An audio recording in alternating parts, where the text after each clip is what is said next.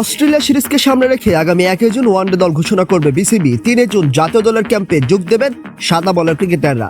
Australia কঠিন প্রতিপক্ষ, ধারাবাহিকতা ধরে রাখতে পারলে অজিদের হারানো সম্ভব মনে করেন মোহাম্মদ আশরাফুল। বাংলাদেশের জার্সিতে অনেকটা পথ পাড়ি দিতে চান তাইজুল।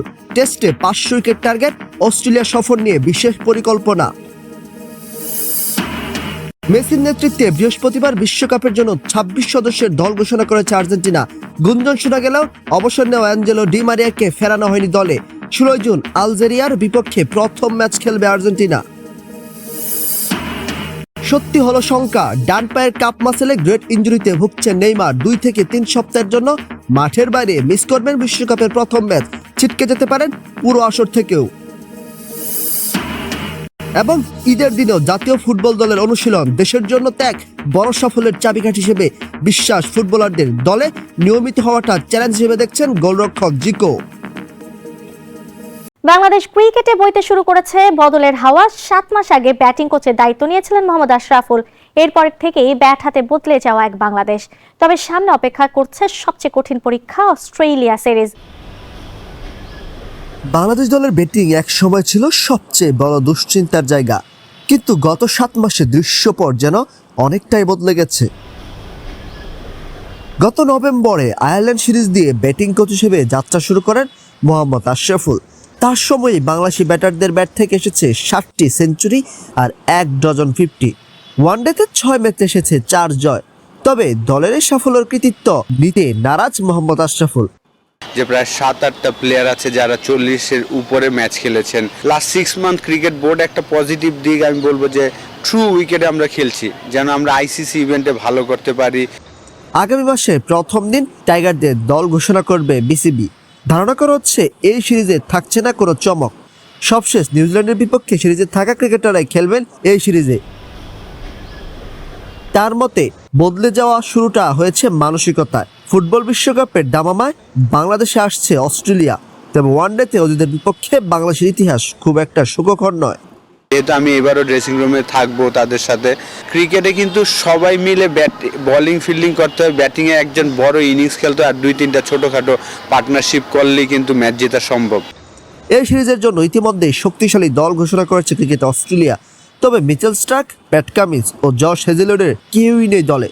22 দেখায় মাত্র 1 জয়, আর সেই জয়ের কেন্দ্রবিন্দুতে ছিলেন মোহাম্মদ আশরাফুল। নিজের সে অভিজ্ঞতায় ছড়িয়ে দিতে চান ড্রেসিং রুমে। শুধু ওয়ানডে নয়, টি-20 নিয়েও আত্মবিশ্বাসী আশরাফুল।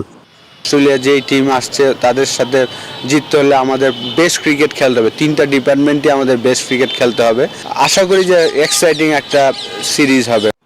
ঘরের মাঠে সাম্প্রতিক ছন্দ মিলিয়ে দেখেছেন লড়াইয়ের স্বপ্ন।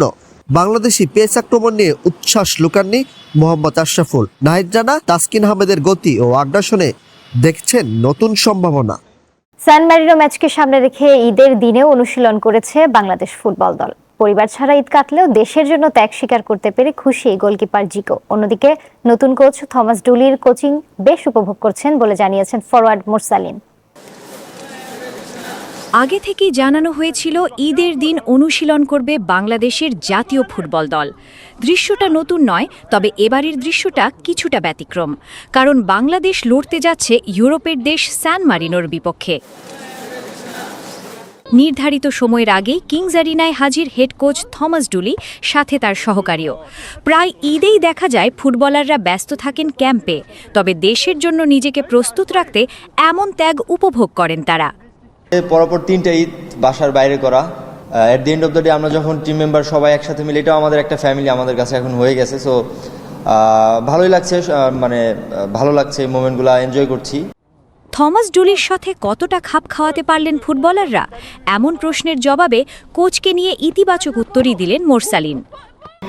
ভুল হলে আমাদেরকে খুব সুন্দর করেই যেন আমরা তাড়াতাড়ি ওইটা কানেক্ট করতে পারি, ওইটা আমাদেরকে শেখাচ্ছে। তো আমি আশা করছি আমরা ভালো করবো আর কি। প্রায় 2 বছর পর দলের সাথে ক্যাম্পে আছেন গোলরক্ষক আনিসুর রহমান জিকু।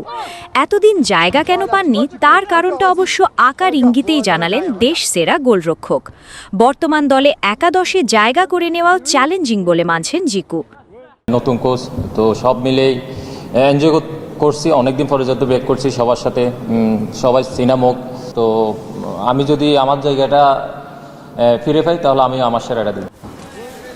হামজা, সুমিত, জায়ান এবং আহমেদরা সরাসরি স্যান মারিনোতে দলের সাথে যোগ দেবেন। শুক্রবার ভুটান থেকে ঢাকায় আসার কথা তারিক কাজীর। ইউরোপের কোনো দলের বিপক্ষে প্রথমবারের মতো মাঠে নামতে যাচ্ছে বাংলাদেশ। আগামী 5 জুন স্যান মারিনোর বিপক্ষে মাঠে নামার লক্ষ্যে 31 মে দেশ ছাড়ার কথা রয়েছে জামাল ভুঁইয়াদের। জান্নাতুল ইসলাম মৌ, খেলার খবর। শঙ্কাই সত্যি হলো, শুধু ফোলা ভাব নয়, ডান পায়ের কাফ মাসল গ্রেড 2 ইনজুরিতে ভুগছেন নেইমার জুনিয়র। অন্তত 2 থেকে 3 সপ্তাহের জন্য মাঠের বাইরে থাকছেন সেলেসাও তারকা। নিশ্চিতভাবে মিস করবেন টুর্নামেন্টের প্রথম ম্যাচ, ছিটকে যেতে পারেন পুরো আসর থেকেও। অবশেষে শঙ্কাই সত্যি হলো, সান্তোসের দেয়া মেডিকেল রিপোর্ট সত্যি নয়, বরং গ্রেড 2 কাফ ইনজুরিতে ভুগছেন নেইমার জুনিয়র। জাতীয় দলের ক্যাম্পে যোগ দিয়ে করা মেডিকেল টেস্টে ধরা পড়েছে এই ইনজুরি। সান্তোস মেডিকেল টিমের দাবি ছিল গুরুতর কোনো ইনজুরি নয়, বরং ডান পায়ে কিছুটা ফোলা ভাব রয়েছে নেইমারের। তবে বিশ্বকাপ ক্যাম্পে যোগ দিয়ে করা মেডিকেল পরীক্ষার ফলাফল বলছে ভিন্ন কথা। ছোটখাটো নয়, ইনজুরিটা ভালোই গুরুতর। মাংসপেশি ছিঁড়ে যাওয়ায় সুস্থ হতে লাগবে অন্তত 2 থেকে 3 সপ্তাহ। গ্রাঞ্জা কুমারীতে এসে মেডিকেল টেস্ট করেছেন নেইমার, যেখানে করা এমআরআই রিপোর্টে উঠে এসেছে শুধু ফোলা ভাব নয়, গ্রেড 2 কাফ ইনজুরিতে ভুগছেন তিনি। ফিট হতে অন্তত 2 থেকে 3 সপ্তাহ সময় লাগবে নেইমারের। বিশ্বকাপে ব্রাজিলের প্রথম ম্যাচের বাকি আর মাত্র 16 দিন। নির্ধারিত সময়ে সুস্থ হলেও প্রথম ম্যাচে তাই থাকার সম্ভাবনা নেই নেইমারের।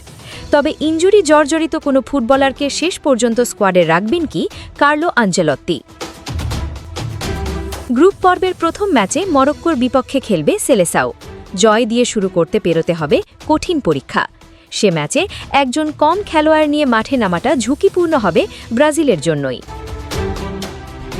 নেইমারের ইনজুরি যে কতটা গুরুতর সেটা বোঝা গেছে ব্রাজিলের প্রথম দিনের ট্রেনিং সেশনে। ক্লোজ ডোর অনুশীলনে ছিলেন না নেইমার। অনুশীলনে না রেখে তাকে তেরেসোপোলিসের একটি বেসরকারি ক্লিনিকে পাঠানো হয়। সেখানেও ছিল নাটকীয়তা। সর্বোচ্চ গোপনীয়তায় চলে পরীক্ষা নিরীক্ষা। ক্লিনিক কর্তৃপক্ষকে কোনো ধরনের তথ্য গণমাধ্যমে না দেওয়ার ব্যাপারেও ছিল কঠোর নির্দেশনা। নেইমারের এই চোট এখন বড় পরিবর্তন আনতে পারে কার্লো আনচেলত্তির পরিকল্পনায়। বিকল্প হিসেবে আছেন জোয়াও পেদ্রো। চেলসি ফুটবলারকে স্কোয়াডে না রাখায় সমালোচনা হয়েছে তীব্র। আর তেমনটা করলে জাতীয় দলে না ফিরেই শেষ হচ্ছে নেইমারের আন্তর্জাতিক কেরিয়ার। 3 বছর আগে শেষবার হলুদ জার্সি গায়ে জড়ান সেলেসাউদের হয়ে এই সর্বোচ্চ স্কোরার।